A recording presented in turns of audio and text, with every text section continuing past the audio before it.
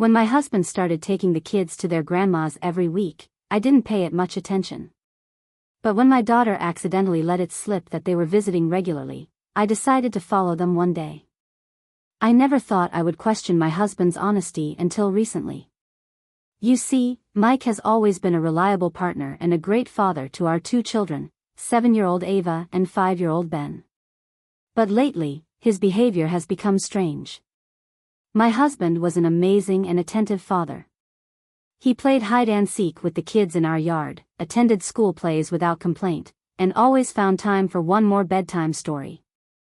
I didn't think twice when he started taking the kids to Grandma's every Saturday morning. His mother, Diana, always spoiled our kids. She baked cookies with them, taught them how to knit, and even let them help in the garden. After she lost her husband a year ago, Mike wanted her not to feel alone, and I liked that. Since then, they have become more in touch, and he began visiting her every Saturday with the children. But then little things started to bother me. First, my mother-in-law stopped mentioning visits. We usually talked at least once a week, and she always said how happy she was to see her grandchildren. But when I casually asked her if she liked seeing them so often, there was a strange pause.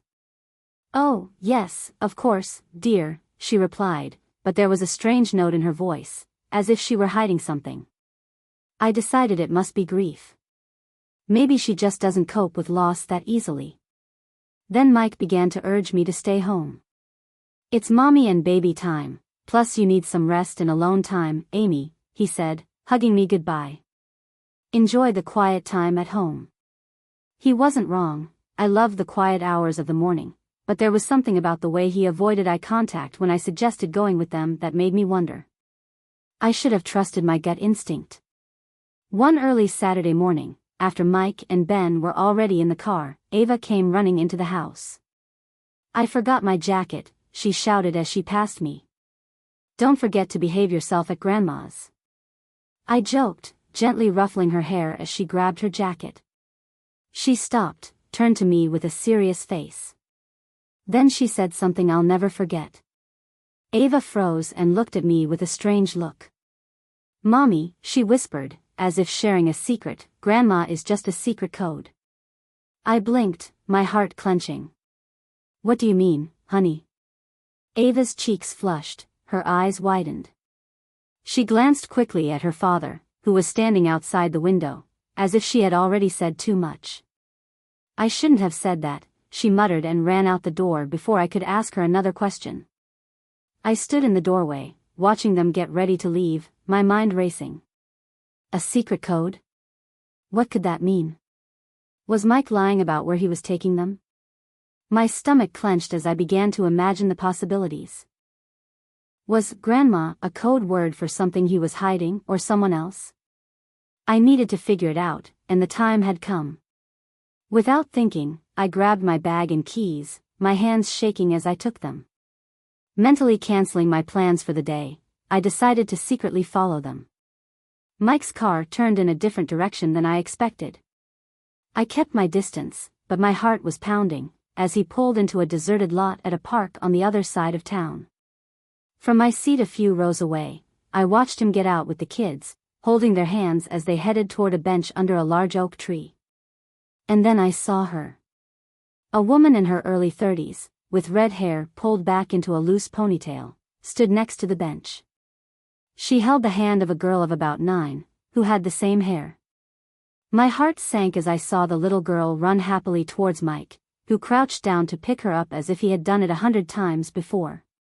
Ava and Ben started playing with the little girl and I saw them running around together. I couldn't just sit in the car. My anger and need for answers were overwhelming me. But my legs felt weak as I got out of the car and walked towards them, my heart pounding in my ears. Mike's face went pale as soon as he saw me. "Amy," he said, standing up so quickly that the woman jumped. "What are you doing here?" I folded my arms and tried not to let my voice shake. "I think I should ask you this question. Who is she? And who is this girl?" Before he could answer, Ava and Ben noticed me and ran towards me, holding the girl's hand. "Darlings, can you go play on the swings while I talk to Mom?" Mike said, intercepting the children who quickly ran to the playground. The woman turned away, her face pale. Mike ran a hand through his hair, opened his mouth, and then closed it again, as if he didn't know where to begin. Finally, he motioned for me to sit down. "We need to talk," he said quietly. The woman introduced herself as Hannah and the girl as Lily. As Mike began to explain, my animal twisted in pain. Before we met, he had a short-term relationship with Hannah. When she found out she was pregnant, he was terrified. "I wasn't ready to be a father," he admitted, his voice thick with guilt. I told her I couldn't participate. It was the worst decision of my life. Hannah raised Lily alone, without asking Mike for help. But a few months ago, they met by chance at a cafe. Lily, now old enough to ask questions, learned about Mike and wanted to meet him. Hannah was hesitant and worried that it could destroy his family, but Mike insisted on improving his relationship with his daughter. "What about the kids?"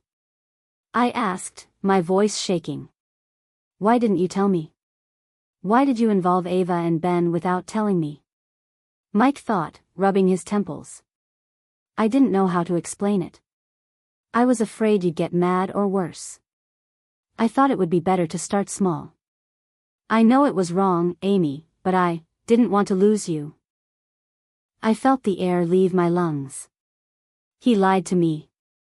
He was taking our kids to meet a sister they didn't even know about, and I was left in the dark. But when I looked at Lily, who was now playing with Ava and Ben, something inside me softened. It wasn't about Mike betraying her, it was about a girl wanting to know her father. I told him we'd continue the conversation at home, introduced myself to Hannah, said goodbye to the kids, and went home to think. That night, my husband and I had the longest conversation of our marriage while the kids were at Grandma's, sleeping over. I screamed and cried and demanded to know why he thought lying was the answer.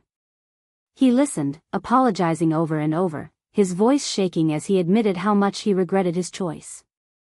Mike also admitted that Diana knew about Hannah and her daughter and agreed to cover for him when he took the children to see Lily.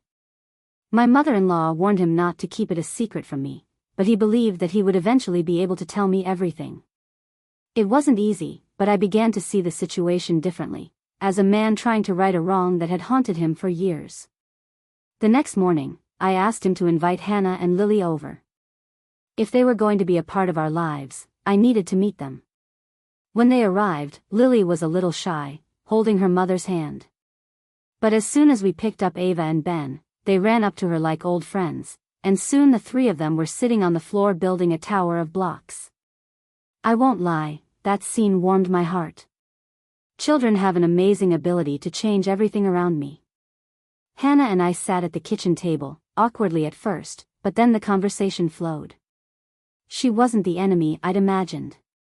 She was a single mother who'd done everything she could for her daughter, and now she just wanted Lily to have the family she deserved. It's been a few months since then, and while things aren't perfect, our family has grown stronger. Lily now comes to visit every week, and Ava and Ben adore her. Mike and I are working on rebuilding the trust that his secret destroyed, but I'm proud of how we're progressing. Sometimes life doesn't go as planned. What started as a story of suspicion and betrayal became a story of forgiveness and second chances. And now, every Saturday, we all go to the park together, no secrets, no lies, just family. Write in the comments what you think about the heroes of our story and subscribe to our channel.